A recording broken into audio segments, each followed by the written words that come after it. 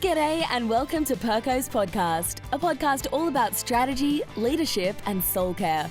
We're here to help you obtain your personal, professional and spiritual goals without losing your soul.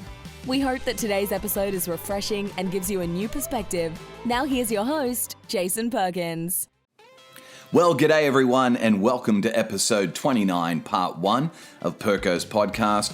I hope it is well with your soul today, wherever you are listening from around the world.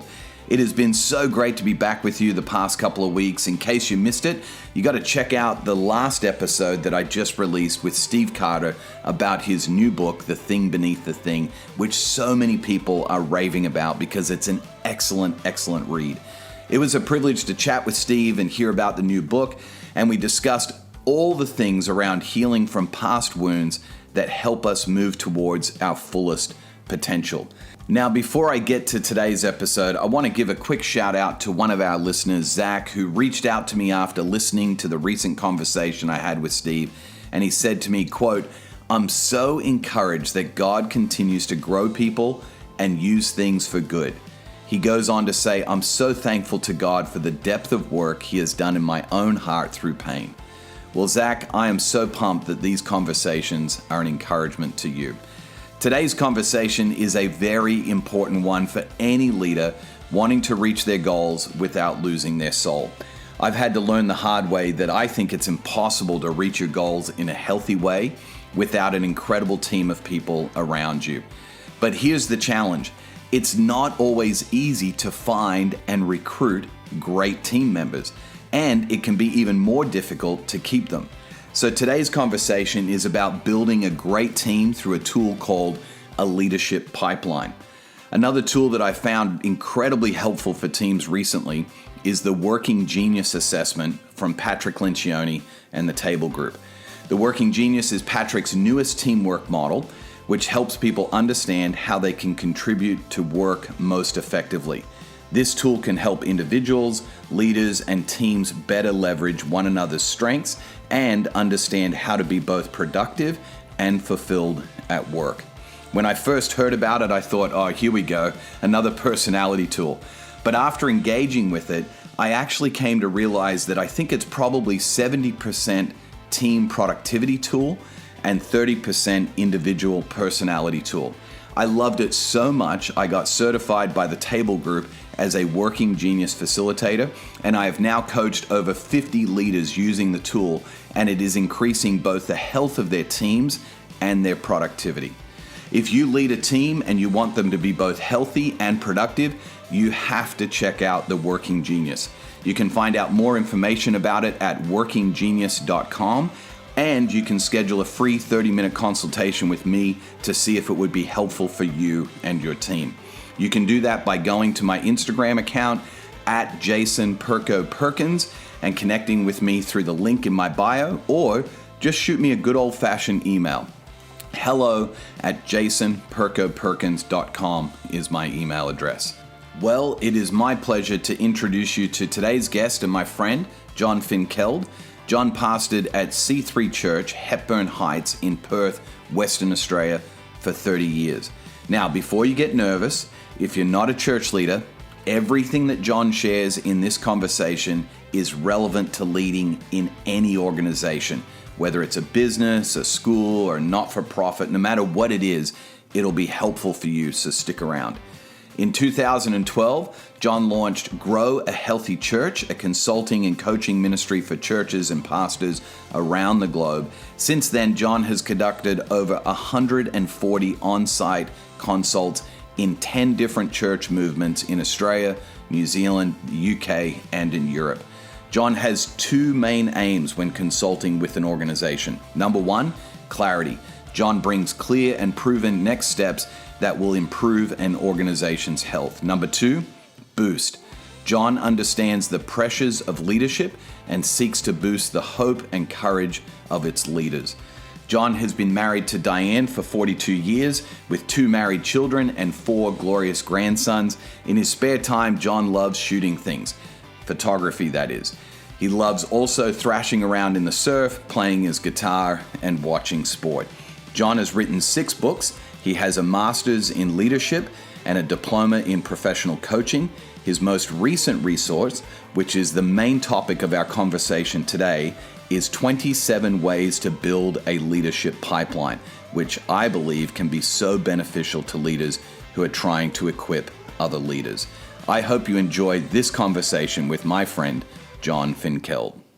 John, so good to have you, mate, on Perko's podcast. How are things on the west coast of Australia today? Hey, Jason, great to be with you. It's a beautiful spring day here. Slightly cool breeze, but really nice. Beautiful day here in Perth. For those people that are not familiar with the great Southland of Australia, I've got to say, although I grew up on the East Coast and I live on the East Coast, the West Coast, I actually do say, is the best coast.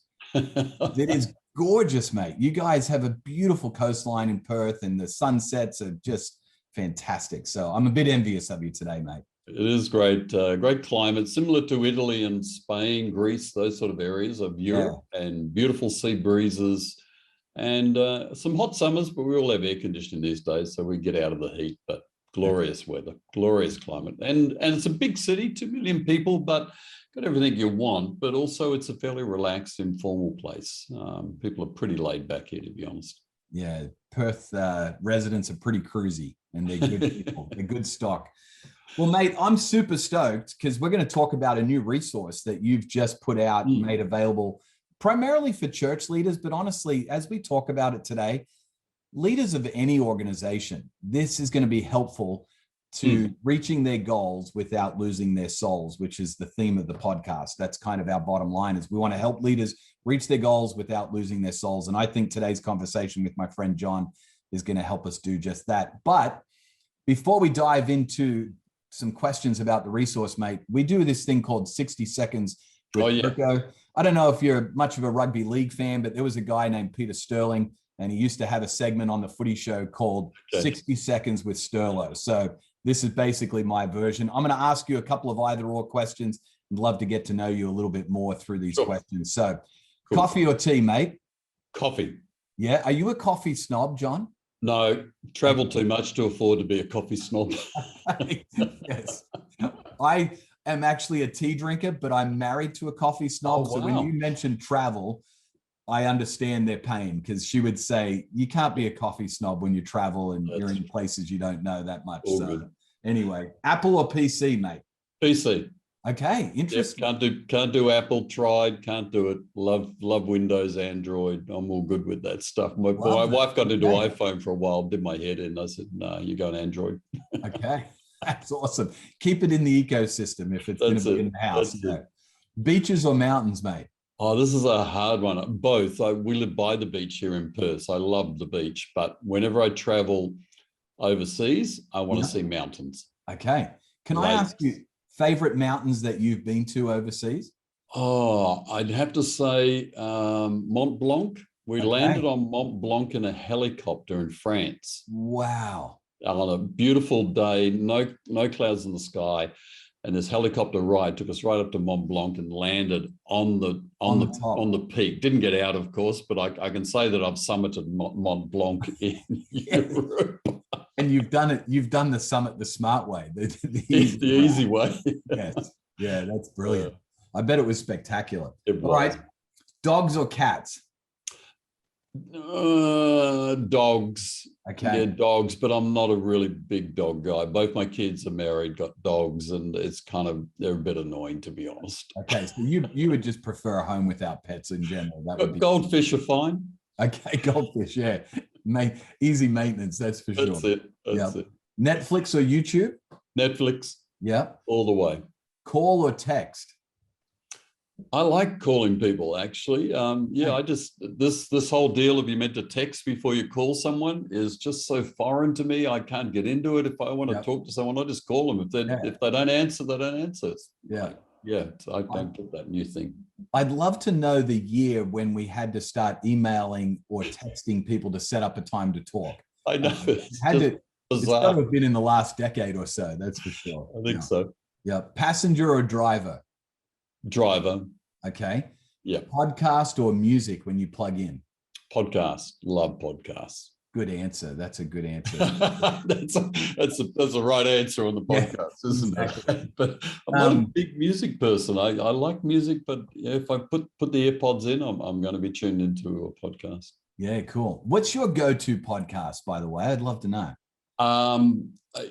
For preaching, Tim Keller. I love listening to Tim Keller. Leadership, Craig Cashel. Yep. And a couple of crazy guys in the UK called the Email Marketing Heroes for Business. Yeah. They are outrageously funny, hilarious, and really helpful on email marketing, which I do with my ministry. Yeah. We'll have to put a link in the show notes to that because I'm not familiar with those guys. They are crazy guys, but it's a fun podcast and helpful. Cool. Fun and helpful. Yeah. Saver or spender? Saver. Okay. Yeah. Does your wife take care of the other side of it for you? We've both developed habits of strong saving over the decades. I would say in our earlier life, probably more spending, more getting into debt. As life has gone on, we've realized that's a dumb way to live. So we've become very solid savers. And my wife has always been strong in that area, and she's definitely helped me in the last 30 years get better at that. Cool. All right, most important question. Toilet paper roll, over or under? I have no preference, but if I don't do it over, the wife does. Oh my goodness. What are you doing? You've done it all wrong. So definitely over. She's trained you well. And I would be grateful because if I came to your place, I'd probably have to switch it if it was under. I'm not too worried about it, but over is well ingrained in me. 43 years of marriage, Jason. So you get into these things after a while. Know what's good for you. Yes, that's right. Hey, John, I've connected with you before, and I know a little bit about your background. You've got a lot of ministry background here in Australia. But for some of our listeners, they may not be familiar with your background. We have quite a few listeners from the US and Europe and other parts of the world, not just Australia and New Zealand, where you've been most of your time. Would you just give our listeners a little bit of your backstory? And then I'm really curious, what made you decide to take the jump from pastoring a local church and getting into coaching and consulting? What was that all about? Perth born and bred boy, came to Christ at 19, actually came to Christ in New Zealand while I was traveling over there. Came back to Perth a year later and joined the church that we're still in, that we actually pastored in for 30 years. Okay. So I've been in that church nearly 50 years now. 30 years in pastoring, did 10 years as a team pastor, youth pastor, small groups pastor, assistant pastor, did everything the senior pastor didn't want to do pastor. I did pretty all team roles, except never ran the women's ministry. Nice. Never did that. So, and then led our church for 20 years. Yep. Did a whole change of focus of our church. Church planning really took off in our time. Changed locations, bought 5 acres of land, built a new building on that. Did a whole range of things over those 20 years. And when we were about mid-50s, we started to get some itchy feet and thought, you know what, we always wanted to do something after pastoring that was related to training pastors, mentoring. We weren't quite sure what it was. So around about, we were 58. We handed our church over to a couple on our team, raised up our own leaders and handballed the church to them and started Grow a Healthy Church with the view of, I said to my wife, let's take a massive risk. If the Lord is good to us, this will go well, but we'll give it 2 years. If it doesn't work, I'll have to go and find something else to do with my life. Yeah. But we're nearly 10 years later, still working crazily with churches and consulting and coaching and training. And I think this has been the sweetest spot of our nearly 40 years of ministry life, to be honest. I feel right in the zone of where I want to be, and utilizing those 30 years of experience to help pastors grow healthy churches. So it really came out of a sense of our church was really solid. We really hadn't had a crisis for a number of years, so we felt very healthy. Yeah. We felt energized still about our future, and we had the right couple at the right age. Okay. So the convergence of all those things, we said, we may not get this time again, so let's pull the trigger. And It's worked beautifully. Our church has gone from strength to strength, still planning churches or campuses these days. So good. It's growing. Our successors are doing well, nearly 10 years in the chair and doing brilliantly. And we still attend the church and love that. Not there often, but now in COVID, I'm there more often, but mainly. Yeah. But our kids and grandsons are there. So yeah, happy days. John, that's fantastic. Couple of questions for you, mate, that are completely off script, but that have come up in your response. First one that I'd love to know, if you had to give kind of the elevator pitch of growing a healthy church, how to summarize that for the listeners that are not familiar with this new thing that you've been doing for the past decade? Yeah, I think the phrase healthy churches grow, I think is a half truth. Okay. My aspect is healthy churches grow to their optimum size. Okay.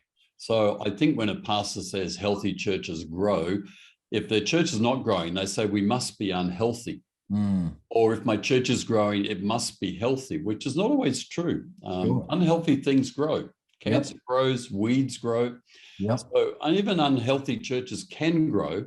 And healthy churches also don't need to keep growing in their database size, but they can grow in all sorts of other ways. So I try to get alongside pastors and say, look, let's have a look at some metrics. Let's have a look at some qualitative stuff as well as the hard data of metrics. And let's see how you can improve your health of your church. And if you get growth, great. But if you don't get growth, at least you'll be healthier because you can control health to a great degree within a church. So that's my main focus with churches. And it's kind of grow a healthy church. I'm not against church growth, of course. But I think if you focus on growth, you don't always get health. If you focus on health, you get a whole bundle of good things, just as when you're physically healthy, you get a whole bundle of good things come with it. And I think it's a far more enjoyable approach for pastors, to be honest with you, to focus on health because you can influence it. Honestly, John, that right there, you could turn the podcast off. I think that's worth your time listening, because that is so gold. That's such gold, mate. Such gold.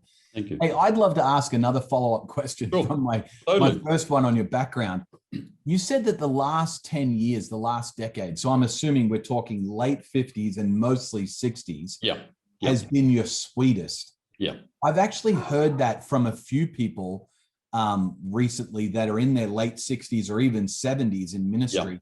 And they've said that this decade of their 60s has been the most fruitful and the most energizing and the sweetest. Why do you think that is? Why do you think that's the experience of so many people? I think it's Robert Clinton, the professor of leadership at, I can't remember the name of the seminary in California, but he came up with this thought that in your 50s and 60s, there's a convergent season of your life experiences, ministry experiences, character formation, and all the gifts God's given you, that there's an opportunity in your 50s and 60s, and I think these days into your 70s, of the convergence of all those things, all your academic study, all your experiences, they can come together to really position you to be a place of safety for others, a place of connection, a place of resource for other people. And that's certainly been our experience as well, that the 60s have been for us a piling up of everything, and you add the favor of God onto that, who opens doors that you can't open yourself. And suddenly you become a resource that can bring strength and comfort and hope. And also, I think resources, real practical resources to pastors, because you're coming out of your decades of experience, plus also your empathy, because, I've sat in the hot seat for decades. I've got deep empathy for pastors who are sitting in the hot seat now. So convergence, I think, for us has been a real hallmark of this decade. Yeah, that's fantastic, mate. Would you say to a guy that's listening or a lady that's listening in leadership that's in their 30s and 40s, are there any ways to prepare? Say, hey, I wish I'd prepared, or I'm glad I prepared this way for this season? Yeah, great question. I'd say, and again, Clinton's material is brilliant on this, look after your character, your integrity, your heart. All those things that can derail you are not going to be your giftedness. They're not going to be your study. They're not going to be what you get academically. The thing that'll derail you is your integrity or lack of integrity. So look after that. Secondly, look after your family, because when you finish pastoring, all those people who wanted you, well, they've got a new pastor now. They don't want you as much. And so your family is where you turn. And so your marriage, your children, and for us at our stage, grandchildren, that's where you get a lot of joy. So take care of that family, do everything you can to work your family well. And I think also get the monkey off your back that you have to do it all by 40, 45. You can have brilliant 50s and 60s and 70s. You know, my goal is to keep doing what I'm doing well into my 70s, and even if I can in my 80s. Murdoch's still going, and he's 80s. Why not? There's a possibility today with the internet, etc. So I think kind of allow the 30s and 40s not to be so pressured that you feel you have to get it all done, because your 50s and 60s, I think, can be brilliant decades of ministry for you. So stay the course. John, mate, hey, thanks for letting me go off track. That's cool, mate. It had nothing to do with the questions I sent over to you regarding your resource, mate, but you're a wealth of knowledge. You are in a season of life where so many of us, myself included, can just sit and listen and learn. And so I appreciate you just let me ask you a few offhanded questions, mate. I really appreciate it. Too easy. So, John, your vocational background has primarily been in the church world, or really just in the church world. And it seems like throughout church history, there was a primary focus on really ministry training and development and shepherding the flock and those kinds of things. I'm only 45 years old, so I'm kind of speculating here, but mate, it seems like in the past 40 or 50 years, maybe it's longer or maybe it's a bit shorter, there's been a considerable shift into more leadership training for church leaders, not just ministry training. In your view, what would you say is the difference between those two things? And why do you think the church has shifted its emphasis in this training, or why is it needed to do that? Yeah, I think Dr. Jagelman, a good friend of mine, says ministry builds people, leadership builds churches. Okay. And I think the training for pastors, probably up until, I would say, into the 80s and 90s, was primarily around ministry, how to preach, how to counsel, how to pastor people, how to pray with someone, how to kind of work out your Greek and your Hebrew and kind of get all the Bible worked out, all those sort of things. And then I think the turning point for me personally was John Maxwell's book, Developing the Leader Within You. I read that book, and it was like a mind-blowing revelation of, wow, you can actually develop leadership skills. You're not just born with them innately, that you can actually work on them. Yeah. And that really started a journey for me. And I saw a switch, I reckon, around about the early 90s, Jason, where suddenly kind of ministry books were not just about biographies, the Hudson Taylor sort of biographies that inspired us. And they weren't just about being a good person, a person of godly character. They're all great and essential. But then this Maxwell started, for me, it started with Maxwell, this whole deal of, you know what, leaders work out values, leaders work out vision, leaders focus on the future, leaders kind of articulate the mission and then galvanize people into that place of development and growth that they go with you to achieve some remarkable, amazing things. And I found that shift for me was brilliant, because I realized I had some innate leadership in me. Yeah, I even go back to school, kind of captaining kind of sports teams and stuff like that. Sure. But then I realized, you know what, I can do a whole bundle of things to become a better leader. I don't have to just kind of sit there and say, well, I'm not a leader. And I say this to pastors, because most pastors join the ministry to help people. Yes. They want to preach, they want to pastor, they want to shepherd, they want to disciple. Then they get into pastoring and they realize, man, I got to run board meetings, I got to run staff meetings, and my church grows, I got to run a bigger staff meeting, and then I have to articulate where we're going, which is all leadership stuff. But I tell them, you can learn all that. Yes. Yeah. You can develop that. And for me, yeah, you're right. I remember the 70s, early 80s being all about character as a pastor. And then this huge wave, which I think has been very helpful to become a better leader, has been really helpful for the church. I am noticing, John, currently, and I feel like it's maybe been in the last 5-10 years, a bit of a pendulum swing. I mean, I've got actually coming up on the podcast in the near future, a good friend, Steve Carter, who has a podcast called Craft and Character. And it's a brilliant podcast where, you know, kind of focusing on both of these things. So feels like there's a bit of a swing, maybe a bit of reaction to all of this leadership training, although it was helpful. Also getting back to some of that character stuff. In your opinion, what do you think is the ideal balance when it comes to a pastor focusing on these two categories of activities in their day-to-day, week-to-week work in their church? Yeah, I think in a larger church, our church was a larger church. One of the things that I would do to make sure I wasn't just leader all the time is I would go and do hospital visits.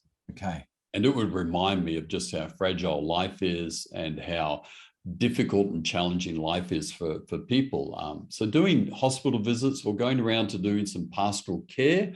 Now, I had other people in our church doing this, but I kept putting myself back into that place just to remind me that life is about people, church is about people, ministry is about people and our connection with Jesus. So I think that if you're in a larger church, make sure you don't get disconnected from those real life challenges people have. It'll keep you sharp in ministry. I think for churches that are more small and medium sized, I would say to a leader, if you want to amplify your leadership aspect and skills, spend an hour a week thinking. Just get some pen and paper, ask yourself some questions about your church. What values do we need to heat up at the moment? What are we trying to achieve? Where do we want to be by 2024? Just stimulate future thinking, stimulate vision, values thinking. Who am I spending time with and developing? All those sort of leadership stuff. I have a little thing called a Think Like a Leader toolkit. It's got about 20, 30 questions that are there for basically people just to sit and go, all right, let's think like a leader for a while. And I reckon if you did that for an hour a week, it'll help pastors switch into being more leader focused as well. Yeah. So dive into a little bit of the pastoral care work if you need to let this pendulum swing that direction. If you want to swing it the other way, just spend an hour a week on some of those more leadership questions and think about working on it instead of working in it. In a sense. And I say an hour, I think you'd be best off doing 2 or 3, but also I know if you're coming from nowhere, suddenly 2 or 3 hours, forget it, I haven't got time for that. Even start with 20 minutes, to be honest. Get it rolling that way. No, that's fantastic. So John, in your new resource, 27 ways to build a leadership the pipeline, which by the way, fantastic book. I think it's so practical. You talk about something that honestly kind of caught me off guard. It's something that I haven't heard of that significantly or raised with that level of importance, perhaps. You talk about a role called a volunteer director. I would love for you just to unpack this role a little bit, what they do, why it's so important. And then I want to know, in your opinion, why don't more churches or charities have this role in place?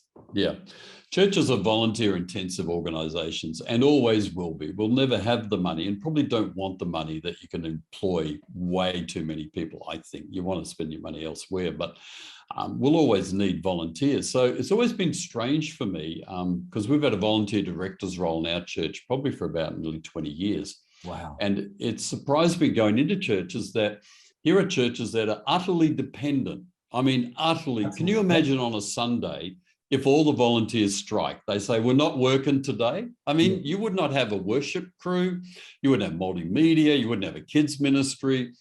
You'd have no one to open the door, maybe. I mean, your Sunday would immediately collapse. And so we're completely volunteer intensive and dependent. So a volunteer director's role, the more I talk about the pastors, the more the light's gone to say, gee, that makes a lot of sense. So their primary role is to have an overview, an oversight analysis of who's who in the church, who's serving on a team, who's not serving, who's leading a team, who's leading a department.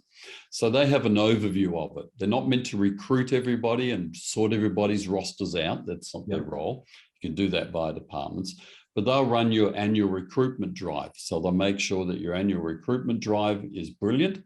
They'll also connect with all your new people joining to position them to serve. Okay. So that all the new people, this volunteers director or serving director, if you prefer that phrase, actually notice, hey, this people are coming in. I'm going to have a chat with them, see where they're at, see where they've served before maybe, and get them into serving as quickly as possible. They also keep an eye out for burnout. Okay. So they will have an idea of who's serving, where they're serving, and they'll notice that someone is on 5 rosters. Yeah. Now, anyone who's on too many rosters is a candidate for burnout. So they're going to have a chat to them and re-engineer the rosters, because department heads, they don't care if they're on 4 other rosters. They're on my roster. So I'm just trying to fill the hole. We're trying to fill a hole. Yes. Exactly. So it just helps give that person with a step away from the department heads in larger churches. Now, I say to pastors in smaller churches, church under 100, I say, you be the volunteer director. Put on that hat. Yep. And spend half an hour to an hour a week being the volunteer director. And if you get my book, plug for the book. Yes.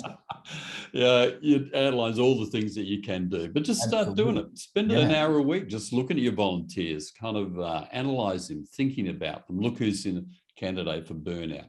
Yeah.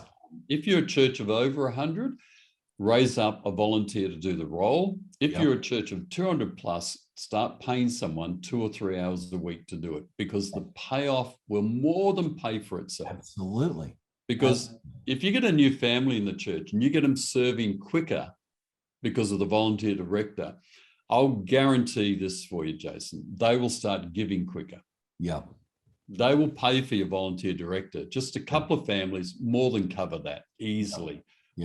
Because they get in. So I think it's revolutionary, the concept. And I'd love every church to have it on their organizational chart right next to their worship director. Yeah, a volunteer and their kids director. Every church has pastor, worship, kids on the org chart. Yes. Put volunteer director up there next to it. Yep. And fill the role, pray for it to be filled, fill the role, and make sure there's always someone in that role. It'll pay off for you in spades. Yeah. Well, it makes so much sense that, like you said, churches, charities, the backbone of these organizations are volunteers. Yeah. And if we don't have somebody whose primary focus is that, then I think you're going to struggle. And it makes so much sense. It's very logical, but yet it hasn't become mainstream, as logical as it may be. So I should patent it. I love it. I love it. It's fantastic. Hey, I feel like every leader not every leader, but many leaders have kind of their definition of levels of leadership. I've heard 5 levels or 4 levels or the 3 levels, everyone's kind of got their levels. Would you do me a favor? The title of the new book is 27 Ways to Grow the Pipeline. Yeah. Can you define for us what you mean by that, what that term leadership pipeline? Yep. And then what are these levels in your verbiage, and describe those for us? Yeah, so I came up with this phrase, the 5 Ds in the leadership pipeline. So the first level the first D is the do nothings. Yes. There are people in churches who do nothing. They might be really nice people, lovely people, but they don't serve in any way, shape or form. So who are they in your church? Yeah. Then I have the doers, those people who are on a team. So there might be a greeter on the greeting team, on the hospitality team, kids team, youth team, all the teams that go on in church. Then you have the third level. You got the do nothings, you got the doers, then you got the delegators. Mm-hmm. Now these are team leaders, people who lead the worship team or lead a kids team or lead the cafe team or lead the greeting team. Then you've got the fourth level, I call them the designers. These are department heads, and they design systems and processes and policies, and they oversee all of the children's ministry, all of the hospitality ministry, all of the youth ministry. Now, in smaller churches, those Ds, the delegators and designers, team leaders and department heads can often merge. Right. So you don't have those two split in smaller churches, but one of the things that's really happens pretty rapidly. As soon as your kids ministry develops, you tend to have more than one age group in the kids ministry and then someone over both age groups. So that split happens pretty rapidly as the church gets to 100, 120. Then the 50, as I call them, the dreamers. That's the pastor. Yeah. Their role is to dream. Their role is to create vision, the future, and paint the picture of the future. So one of the things I say to pastors, and this is also in the book, but is print out a list or get a list of all the people out of your database. Get 4 highlighter pens. Yeah. Go through and highlight all the people who are doing nothing. Now, use the red pen if it makes you angry. It'll probably upset you. Yeah. Use the red pen for them. Everyone who's on a team who's a doer, highlight different color. Then everyone who's a team leader, a delegator, highlight different color. Then your department heads, there's only going to be half a dozen, 8 of them, whatever. Highlight them a different color. And if you like, put a big circle around your own name as the pastor, as the dreamer. Have a look at that list and begin to think about it, and then begin to appreciate the fact that all those people doing nothing are doing nothing for certain reasons. Are there some things, and this is where your volunteer director actually can do this for you. Yeah. Is there a way to move some of those people into being doers? Yeah. Who are some of your best doers who could actually lead a team? And so the pipeline begins to work like that. And then who's the team leader that, you know, gee, if my kids' department head, something happens to them, I know who's coming through the pipeline. That team leader of the 0 to 3s, they're a gun. Yes. And then you start to think, what training does each area of the pipeline need? Because I need different training. If you're in a department, you need different training to someone who's a greeter on the door. Yeah. But often we put all the same people into one big leadership meeting, and some people are sitting there seriously bored because the things you're talking about are irrelevant to their roles. So I think thinking through the pipeline like that makes you think about training, about development, about moving people along and who's coming through the pipeline for you. And to see it visually, just highlight on a database, pretty simple task, but it does help bring it home what your pipeline looks like. Yeah, absolutely.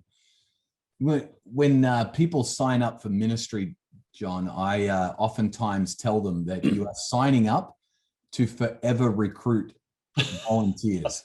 Like it's on your job description for the rest of your life. So if you're signing up to lead in ministry, you're signing up to recruit volunteers. So true. What are some innovative ways that you feel like leaders can effectively inspire people, not just people, but even other great leaders, to join the cause and to get behind the mission and the vision, especially, mate, when they're volunteer roles. No one's getting paid for this. They're just giving their time. So totally. What are some ways that you feel like you've seen are incredibly effective to inspire new people or to gain more volunteers? Yeah, I think you do want to tap into we have an inherent desire to be part of something that's bigger than us. It's God has put that into us. So one of the ways I would do it in our church when I was leading our church is that I would tell a story of little Billy who's come to kids' church and, you know, in kind of solo mum scenario, difficult, dysfunctional family, very difficult. He's coming, he's 8 years old.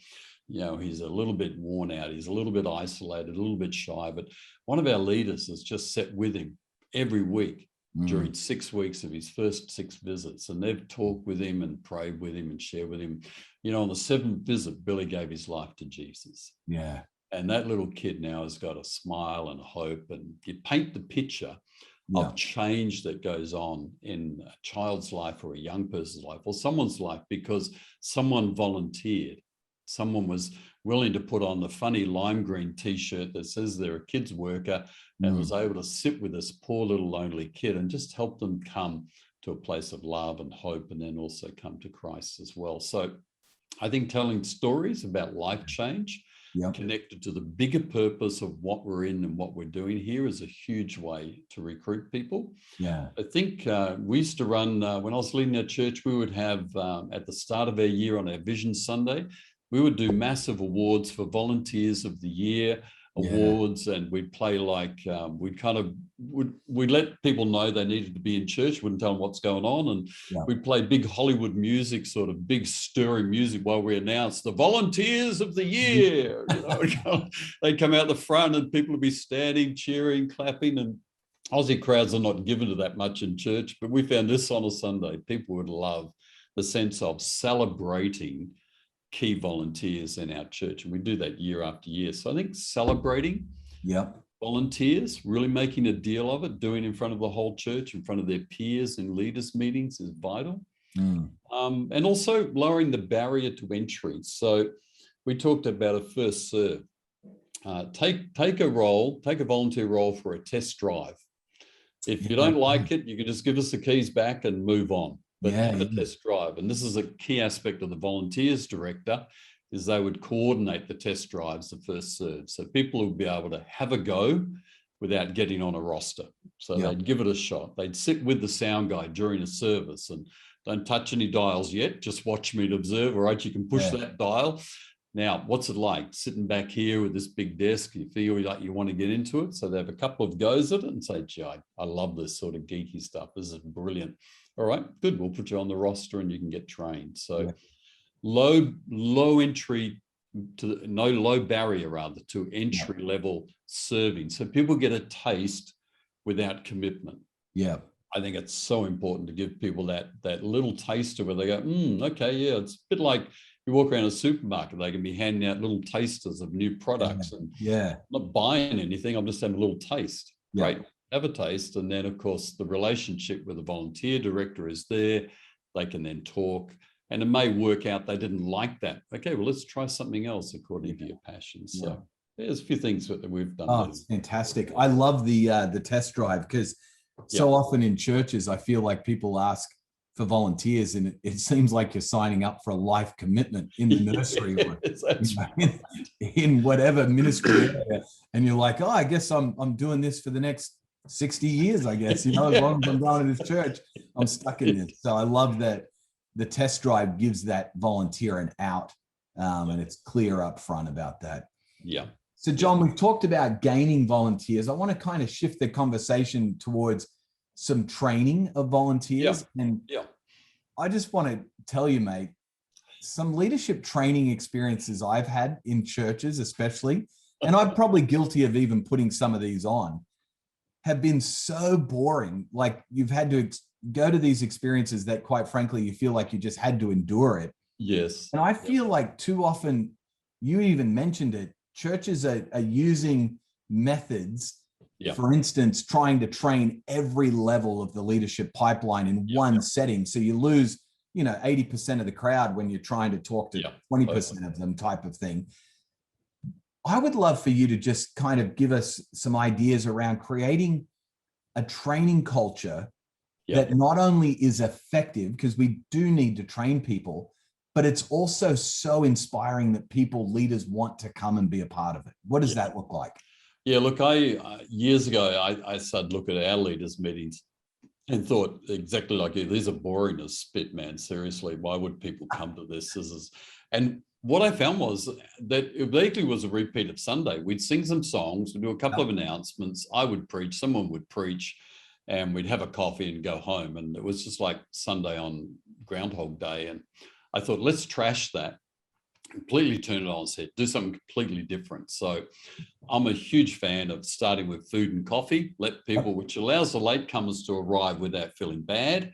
So wander in, people relate, connect, you create the vibe. Then always launch when you gather people with good news stories. Let's have 5 or 6 people up.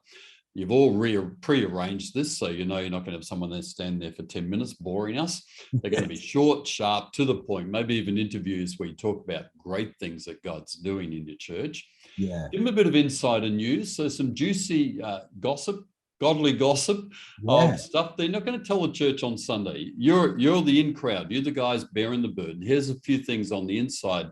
We all like being on the inside. We love the club thing. So you make it the leaders club where they get to hear stuff from your heart or about the stuff that's coming up that's important that you might necessarily tell the church or maybe won't tell the church for a couple of weeks. Then the training. Now, I'd almost use the word hate. I think standing up and preaching at a leaders meeting, just a generic whatever, unless it's about attitudinal stuff that you want everyone to get. But personally, I'd only do that for 10 minutes anyway. Right. Then send people away to get training relevant to their needs. Yeah, okay. So it might be departmental needs. Yep. Or it might be, leadership level needs, pipeline level needs. So either one will work. However, the key thing is no teaching. Teaching is banned. It must be training. Okay. So training that generally will have some hands-on element to it. Yep. And also must have takeaway value they're going to apply in their role within the next 2 weeks. Okay. Now, this makes leaders meetings really hard work. So I tell churches only do one of these a term and make it the highlight of your term for your volunteers. So put a lot of energy, a lot of effort, a lot of thought into it. And don't you dare stand up there and preach for 30 minutes. You will kill people. They won't want to come back. But if you give them something that they go, excuse me, man, I can use this next Sunday when I'm greeting someone. Yeah. I can use this in the welcome lounge. I can use this in the worship band in the Sunday coming up. People will love coming back to meetings because they feel like you've thought about them, you've considered their needs, and you've actually met their needs for growth and development. Daniel Pink, in his book Drive, great book on motivation, talks about if you can help someone master a thing, you'll motivate them. Wow. If they get a feeling of, you know what, I really know what I'm doing now, their actual inner motivation engine kicks into another gear. So people go home from leaders meetings and say, man, I learned how to tell a kid's story at a whole nother level. I can't wait till Sunday. I'm excited because I'm going to use a couple of thoughts that I was just trained in tonight. In fact, I was part of the role play to learn how to do this. They're going on buzzing. Yeah. Rather than, watching their watch. How long is he going to preach for? It's like, oh man, I loathe, sorry pastors, but I do. Those meetings, man, you're driving people away. Yeah. Don't do it. So John, really you're talking about focusing on experiential training. Yeah. Not information training. Yep. And doing it in the context that is very specific to that person's either role in a department or level of leadership. One of the other, or both if it's possible. Yeah. No, it's fantastic. I love That's where your volunteer director can play a good role because they can actually look at what are some key things we want to put into and talk to department heads. What training do you guys need? Yeah. Or they can think holistically and think, you know what, everyone doesn't seem to be too happy volunteering. So we need a little bit of an attitudinal shot in the arm of how to be joyful. Let's give it a 10-minute shot for the whole group before we go off to training. So volunteer director, again, has that overview of the whole group. What are the needs? And you start looking at department heads and thinking, man, if you've got a department head who's running a kids' church of 30, 40 kids, and they've got a couple of teams running they need help and training on how to delegate, on how to problem solve, of how to juggle various things, how to handle a crisis on a Sunday morning. A child suddenly falls into a scenario, maybe an autistic child has a real issue and suddenly starts to, be in a scenario that's not helpful for everyone else. Yeah. Those guys need training at a level that needs to be specific and needs to be designed for them rather than just generic stuff. I think get rid of the generic stuff you're doing in leaders meetings. It's not helping you. Yeah. Hard work, but work that pays off in spades, I think. Yeah.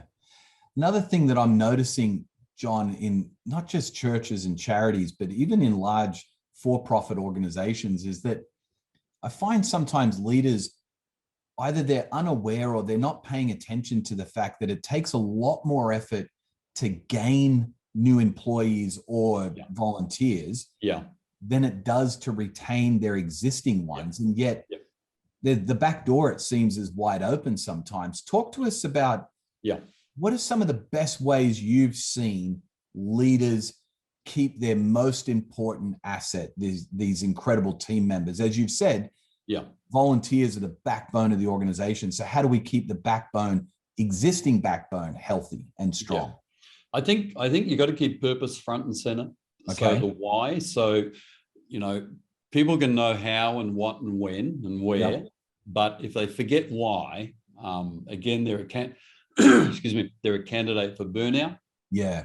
Because you keep doing stuff, but if you forget why you're doing it, you kind of go, what's the point after a while? And then you want to stop doing it because there's no reason. So I think anytime you gather with a group of leaders, tell a story that affirms your purpose, that fulfills your purpose. and learn the phrase, that's why we do what we do around here. Learn that phrase and script it into your stories. Yeah. Hang it off. And can I say to pastors, you can never reaffirm purpose too much. You can't talk about your reason, your objective, your goals, your vision, mission, whatever you want to call it. But the reason for your gathering as a church and doing what you're doing, you cannot bang on about it too much at all. In fact, if you hear people saying, man, can you stop with talking about our purpose and our vision? If you hear that, yes, you just think, man, I'm starting to get through. I just need to lift the intensity a bit more, you know. That's it. Yeah. Never stop talking about your purpose, because you will feed the why in people. And if you remind, that's why we do what we do around here. I'll go, okay, I'm not just a cog in a wheel, I'm fitting a bigger purpose. Yeah. I think taking time, and this is where you can do this in good leaders meetings, to celebrate your wins, things that have gone well. And again, that volunteer of the year, or when we first started the, excuse me, when we first started our leaders meetings with a difference, we would, at every leaders meeting, we were doing a monthly at one stage. Okay. We would have flowers for the ladies and Mars bars for the guys. Love it. And we would give out like 5 or 6 bunches of flowers and about 20 Mars bars, and give out Mars bars to the ladies as well. But we gave out all these kind of things, just say, hey, you're doing a great job. You're doing a great job. And we just kind of almost made up things that people were doing to say, hey, you guys are here. You're part of the crew. We love doing what you're doing. I think another thing about keeping people motivated, this may sound left field and a bit strange, but where you have your leaders meetings matters. Yeah, okay. And I learned this pretty quick when we started running leaders meetings. I would try and get, like in a room that would fill 100, I'd try and get 110 people into it. Okay. I would fill it to the max. I'd throw the chairs around so they're not in rows. I'd make it chaotic and messy. People coming in late almost have to wend their way through the crowd. But the noise it created was a vibe and an atmosphere. And you know what it's like, Jason. You put 100 people in a 1,000-seat auditorium, it's horrible. It's people shrink.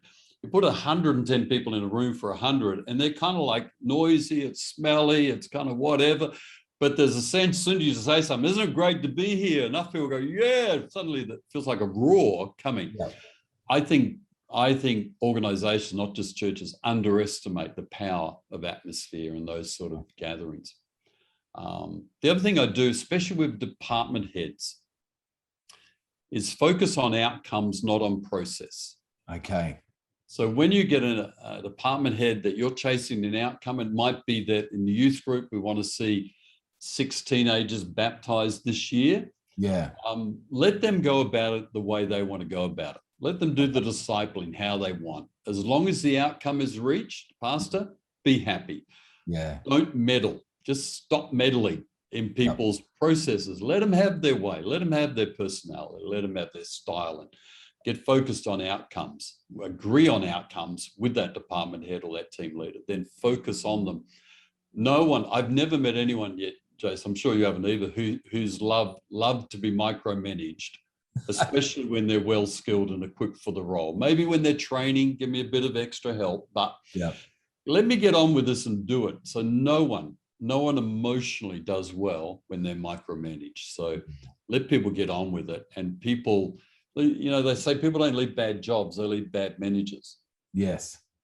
Yeah. But they don't want to be around someone who meddles and micromanages. And if you really want to be a pastor, if you really want to go the extra mile here, ask your department heads or your staff, ask them this question, but get ready for the answer. How do I micromanage you? Wow. Don't ask them, do I? Because they'll politely say no. Yep. Ask them, how do I micromanage you? And just encourage honest answers, and it'll help you be a better leader. And like one author said with the name of his book, the truth will set you free, but first it'll make you miserable. Yeah. It may be a bit painful, but it'll be a way to be a better leader. You'll be much healthier in the long run, and so will your organization as well. Absolutely. Totally. Love that, John. So many great insights there, mate. You ask great questions. So. This is, John, this is going to be a little bit of free therapy for me, this next question. Okay. I've made the mistake, John, many times, too many times that I'm happy to count, of having a great volunteer who was also a good friend. Yeah. Because I was a pastor at the church or a leader in the organization or whatever. And they jump in because they're friends of mine and they're behind the vision and they love the passion, they love the mission. And oftentimes they're exemplary leaders. And so they rise up the ranks and then we end up, bringing them into a level of leadership, sometimes even a staff role. Yeah. So now they're a friend that is a direct report to me. Yeah. Or I've had where friends then become a board member and now I'm really a direct report to them as a leader in the organization. Yep.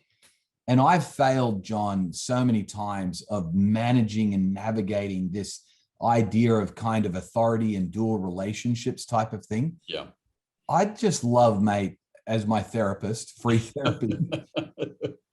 Give us some insights, mate, from your experience of navigating this tricky dynamic of power and dual relationships. Yeah, it's a challenging arena because, especially when people come on staff, because the challenge of church staff is that you're not just kind of working alongside your peers or people who are working for you. They are your brothers and sisters in Christ. You've got a covenant relationship. So it's quite strange in some ways. It's quite weird.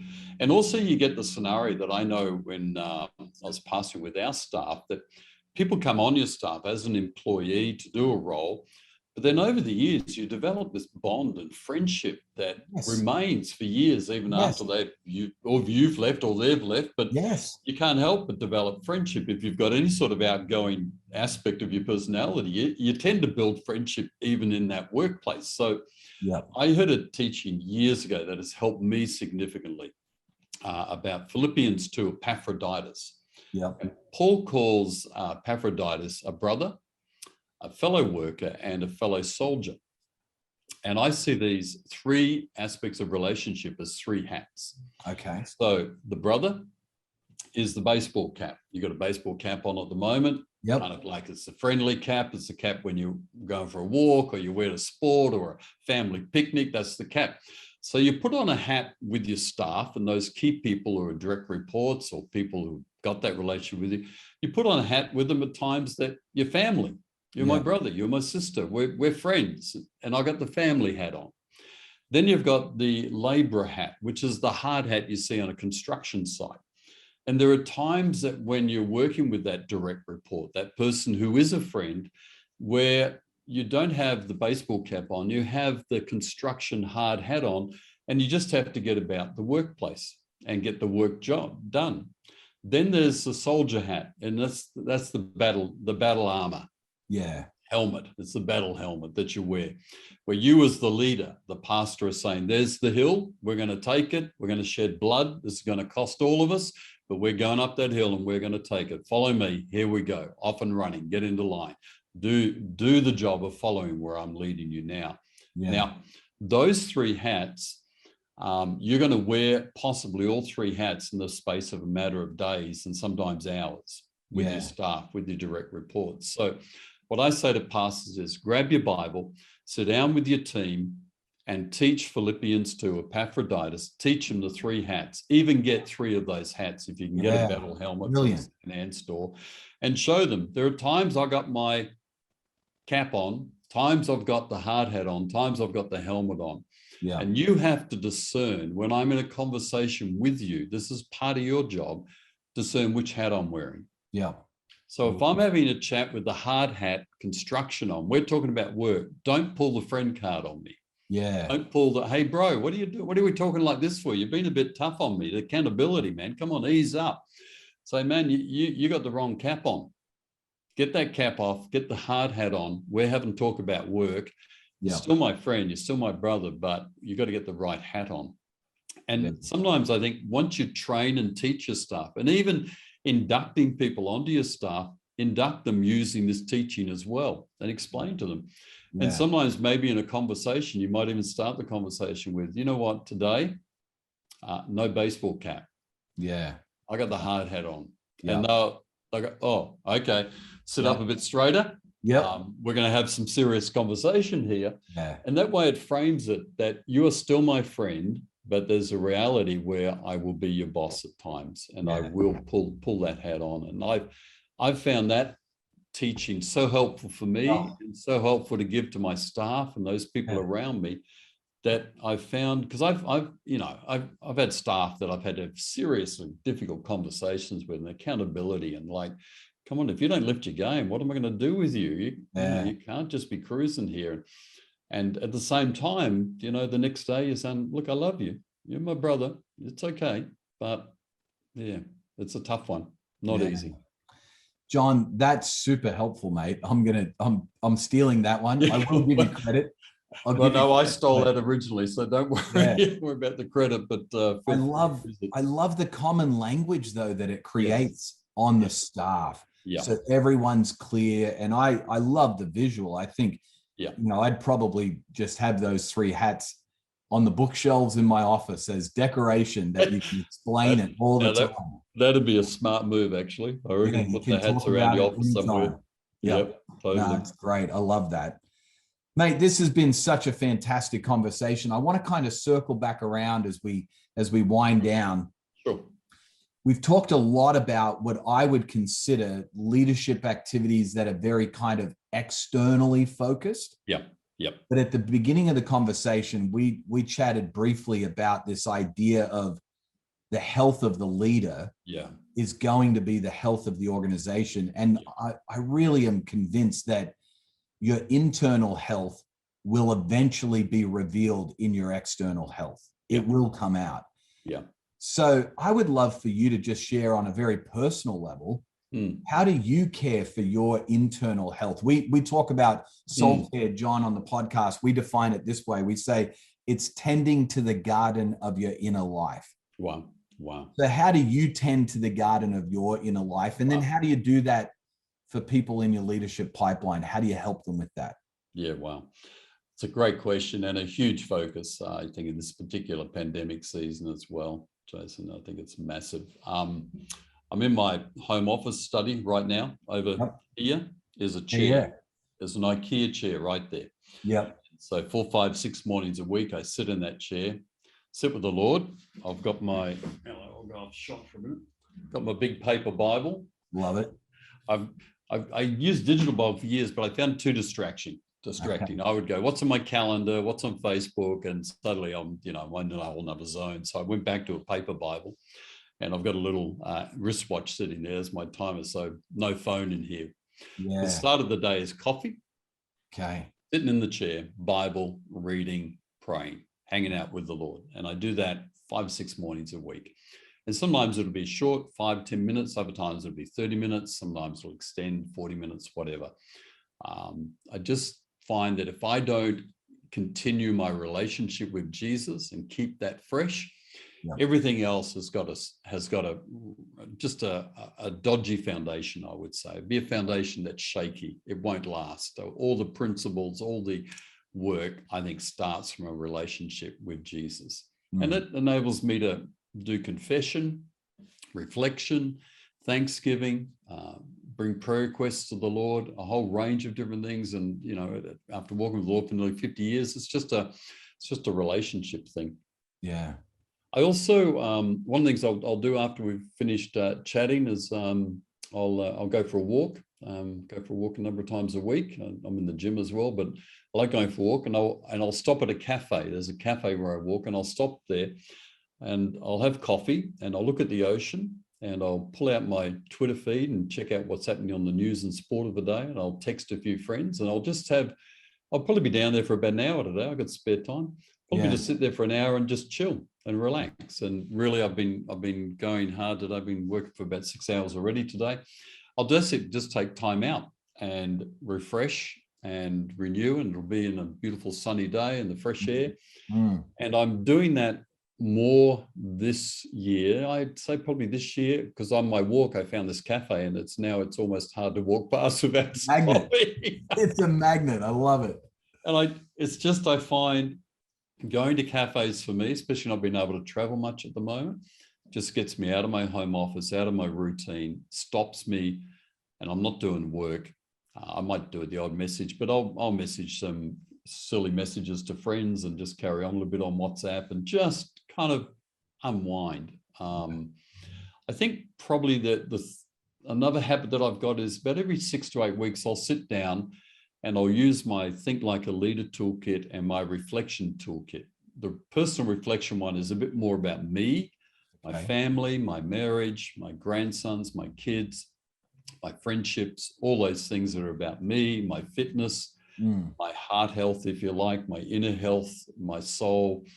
The Think Like a Leader gets me thinking about my ministry, Grow a Healthy Church, and what I'm doing there. So stopping and intentionally reflecting has probably been one of the best habits I've developed the last 20, 30 years. Just stopping and just basically, it's an audit by questioning myself.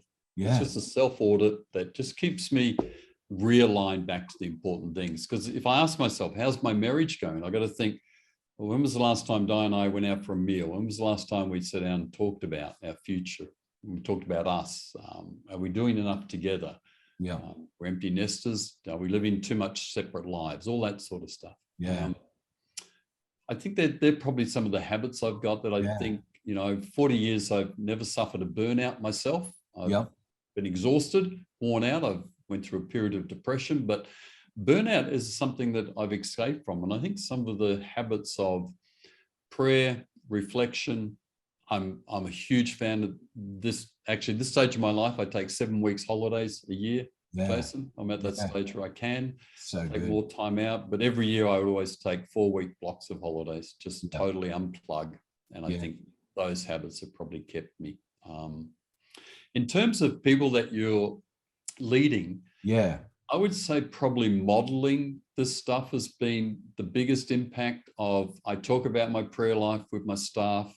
I tell them I'm praying for them. I show them, if they want to see my prayer journal, they can have a look if they want. I can't talk about those things openly, talk about the scriptures I'm reading. We would insist on staff having holidays. None of our staff would go a year without having a 3-week break. As a minimum, really. I don't like the idea of 1-week breaks for pastors. It's not enough. You don't unwind in a week. So I think more that sort of modeling it, and then making sure that our staff were adequately supervised and coached. And we separated those two entities. They were supervised in their work. They were coached about life.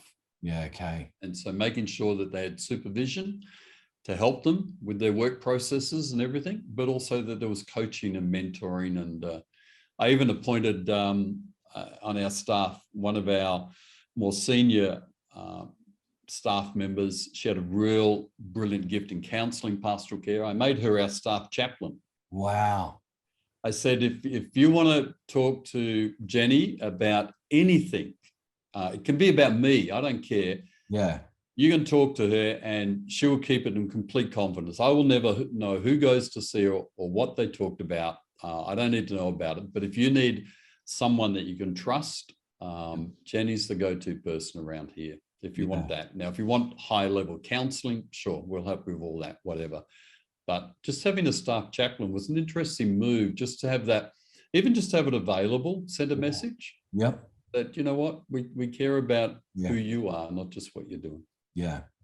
Creating a safe place, John, for the people that you're leading in your leadership pipeline. So crucial, mate. I love that. Absolutely. Love that. Absolutely true.